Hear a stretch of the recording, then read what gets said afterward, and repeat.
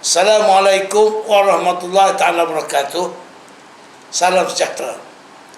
Saya telah diminta untuk memberi pandangan atau ulasan mengenai dengan rang undang-undang anti lompat parti yang dijangka akan dibentangkan di sidang khas Parlimen pada 11 April ini.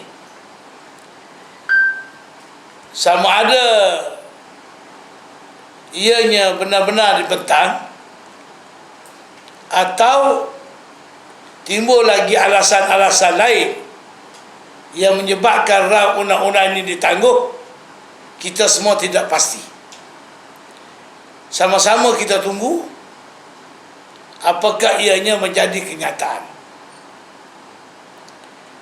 Di mana rang undang-undang anti lompat parti ini merupakan salah satu rang undang-undang yang begitu hangat dibincangkan, bukan saja di kalangan ahli-ahli parlimen tetapi juga oleh rakyat Malaysia.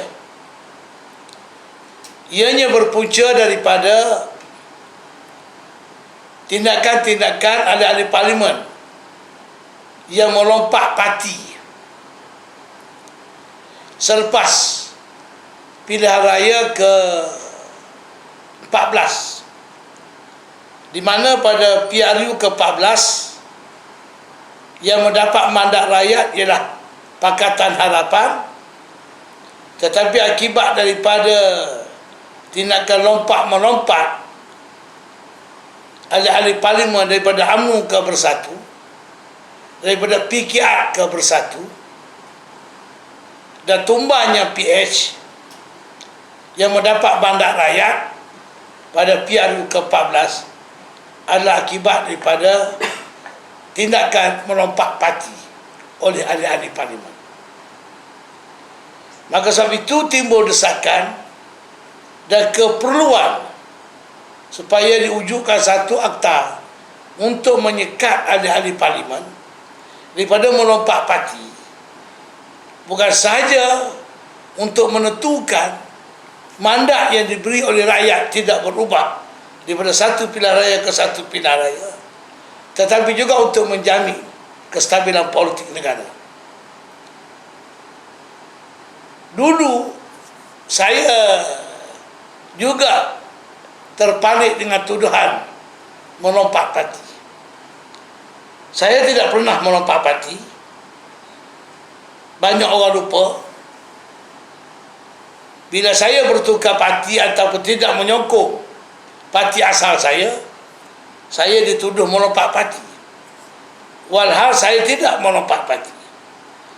Saya digugur daripada UMNO kerana saya memberontak apabila UMNO menyikir saya sebagai ketua UMNO bahagian Pasir Mas tanpa sebab. Menjelang pilihan raya ke-2004, saya bertanding bebas dan terlucutlah saya sebagai ahli UMNO. Dan selepas itu saya kekal sebagai orang yang tidak berparti sehingga tahun 2008 pilihan raya, PAS telah memberi laluan kepada saya bertanding di Parlimen Pasir Mas dengan menggunakan simbol PAS tanpa menjadi ahli parti PAS. Jadi saya dituduh melompat parti pada waktu itu, sehingga menjadi terkenal diri saya dengan bertukar parti, sehingga saya digelar katak, raja katak, dan macam-macam penghinaan saya terima. Keadaan masa berlalu, akhir sekali kita lihat selepas pilihan raya ke PRU ke-14, ramai yang melompat parti. Tak silap saya, jumlahnya 38 ahli parlimen melompat parti. Dan mereka-mereka yang melompat ini sebahagian juga pernah menuduh saya bertukar parti ataupun melompat parti. Akhir sekali terkena patah hidung mereka sendiri. Sebenarnya erti lompat partinya yang dikira jijik ialah mereka yang menang atas tiket parti tertentu, seperti yang menang atas tiket PKR ataupun menang atas tiket UMNO, kemudian mereka melompat secara sukarela memasuki parti lain ataupun parti yang berkuasa pada waktu itu, yang membentuk kerajaan. Ini yang dikatakan oportunis. Ini yang dikatakan lompat parti. Ini yang dikatakan katak. Ini yang dikatakan raja katak. Beza dengan saya. Sebab mereka ini betul-betul melompat secara sukarela kerana kepentingan diri, mencari kedudukan ataupun menyelamatkan diri daripada didakwa di mahkamah atas kesalahan-kesalahan peribadi yang pihak-pihak tertentu saja yang tahu. Kita tengok pada awal kejatuhan PH yang melompat parti menyertai Bersatu, meninggal PH, ialah di kalangan ahli PKR yang diketuai oleh Azmin Ali, ahli Parlimen Gombak, dan Zuraidah Kamaluddin, ahli Parlimen Ampang, dan yang lain-lain berjumlahnya tak silap saya 11 ke berapa. Kemudian pada awal sebelum runtuhnya PH, ada di kalangan ahli-ahli Parlimen UMNO melompat ke Bersatu. Yang terawal Datuk Mustafa Mahmat daripada Jeli, yang sebelum ini diheboh-hebohkan sebagai pemimpin terbaik, pemimpin budi pekerti, pemimpin bermoral, tapi akhir sekali dia tunjuk siapa dia yang sebenarnya. Sebab UMNO kalah, dia tak boleh jadi menteri, maka dia lompat masuk Bersatu. Dan katanya juga alasannya kerana dia bimbang didakwa oleh mahkamah, didakwa oleh pihak berkuasa atas kes-kes tertentu yang banyak kali Datuk Seri Najib Tun Razak menyebut nama Datuk Mustafa, termasuk Mas Yati daripada Melaka, termasuk Datuk Hamzah Zainuddin daripada UMNO, dan ramai juga daripada UMNO yang melompat masuk ke Bersatu, seperti Latif Abdul Rahman daripada Mersing dan yang lain-lain. Jadi ini yang persoalannya ialah mereka sengaja melompat parti untuk mencari kedudukan ataupun menyelamatkan diri. Ini yang nak dihalangkan.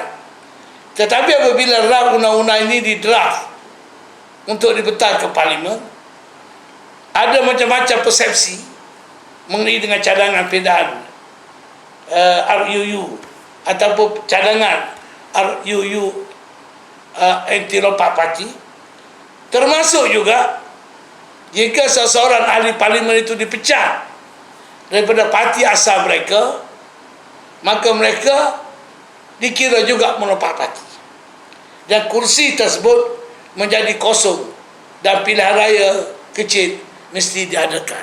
Ini saya rasa tak betul. Saya pun tak bersetuju. Sebab dalam parti, dan sosok parti politik ni, dia dinamik, progresif. Sebagai ahli parti, ada kala pucuk pimpinan bertindak tidak betul, dasar parti menyeleweng. Sebagai anggota parti dia mengkritik, dia menegur, akhir sekali dia dipecat. Dan bila dia dipecat, jika dia seorang ahli Parlimen, gugurlah ahli parlimennya. Jadi artinya kalau undang-undang ini dijadikan sebahagian daripada RUU, anti-lompat parti, presiden parti-parti politik akan menjadi diktator. Tidak akan berani ada ahli parlimen daripada parti-parti berkenaan menegur parti masing-masing, sebab kebimbangan akan terlucut dan dipecat sebagai ahli parti dan sekaligus hilang kedudukan sebagai ahli parlimen. Jadi pada saya, yang pokok, yang asasnya amat mudah, tak payah. Sebabnya kata ditangguh ni kerana ada kelompongan, ada perbezaan pendapat di kalangan ahli parlimen, yang setuju tak setuju, pentafsiran, lompat parti, macam-macam. Pada saya hanya satu saja yang nak ditangani, iaitu yang menang atas parti yang dia bertanding, selepas itu dia lompat parti. Ini saja nak ditangani, dan ini saja yang patut dijadikan asas pokok dalam pindaan RUU ini, dalam rang undang-undang RUU anti lompat parti. Dan kita berharap pada 11 April ini ianya dibentang dan ianya tidak perlu ditangguhkan lagi. Dewan Rakyat patut lulus rang undang-undang anti lompat parti ini, dan kemudian akan datang setelah undang-undang ini berkuat kuasa, bolehlah dibuat pindaan jika ada keperluan, setelah ianya dilaksanakan dulu dan dilihat bagaimanakah kesan mengenai dengan rang undang-undang anti lompat parti ini. Jadi tidak perlulah dilebarkan isu lompat parti ini dengan berbagai-bagai perkara sehingga menjadi rumit pula untuk rang undang-undang ini dilurus di Dewan Rakyat. Dan saya diberitahu ramai juga di kalangan ahli parlimen yang tidak bersetuju, sebab ada masih mengatakan bahawa bertukar parti ini adalah hak ahli parlimen masing-masing, hak pribadi masing-masing, walaupun dia bertanding di atas parti, tetapi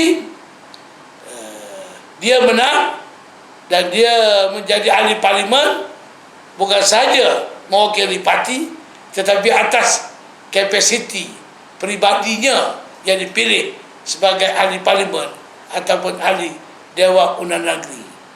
Jadi tuan-tuan dan puan-puan,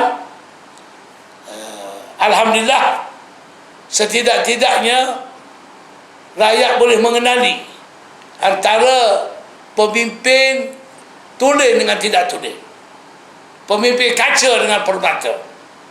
Maknanya yang jenis lompat parti untuk kepentingan diri ini, inilah yang betul-betul saya mengatakan, yang dikatakan Maharaja Katak, yang tidak bermarah dan tidak bermaruah.